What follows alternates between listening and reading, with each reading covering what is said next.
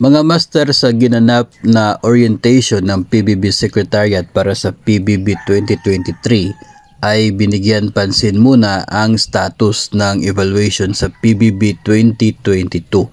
As of January 16 mga master, sa total na 240 agencies, mayroon na pong 60% or 143 na mga ahensya ng gobyerno ang kasalukuyan pong eligible na para sa PBB 2022. So mayroon na pong resulta sa eligibility ng mga agencies. 143 na po yung sigurado na mayroong PBB 2022.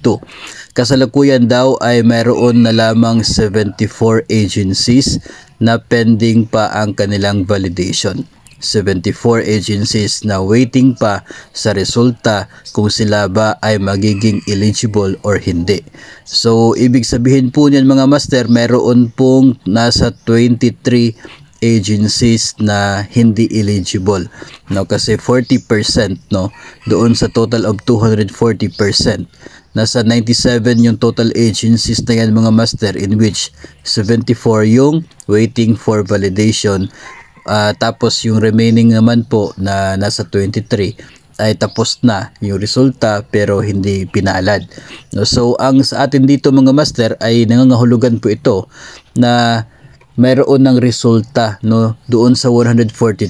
Sana ang ahensya po na kinabibilangan natin ay kabilang din doon sa mga eligible na sa PBB 2022.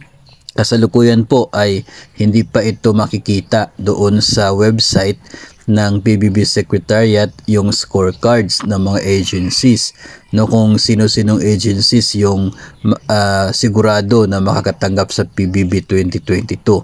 Nagpadala din po tayo ng mensahe sa Facebook account ng PBB Secretariat kung kasali ba yung DepEd doon sa mga eligible agencies, and so far ay hindi pa naman po tayo nakatanggap ng sagot. Meron kasi tayo nakita few days ago na isa pong post sa Facebook ng isa pong state university.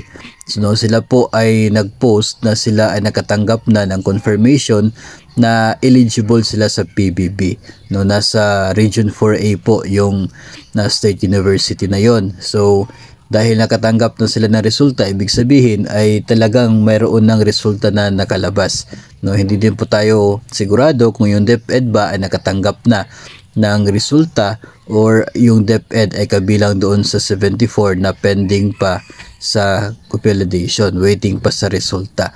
Ang magandang inaabangan natin ngayon mga master, itong resulta sa PBB 2022, kasi kung matatandaan po natin, yung PBB 2021 po ay January 26 last year nang magpadala ng sulat ang PBB Secretariat informing agencies na sila ay naging eligible. No, siguro sa ngayon ay naging mas maaga, no, if ever man na nakapagpadala na sila ng sulat informing agencies na naging eligible sila sa PBB 2022. So sana po ay yung agency kung saan tayo nabilong ay kabilang doon sa 60% na eligible. No, sana po ay ito ay ma-release na rin, no? Dahil kapag nakatanggap na po ng sulat na eligible yung agency, pwede na po silang mag-process para po doon sa Form 1.0, yung mayroon pong listahan ng mga individual personnel na eligible.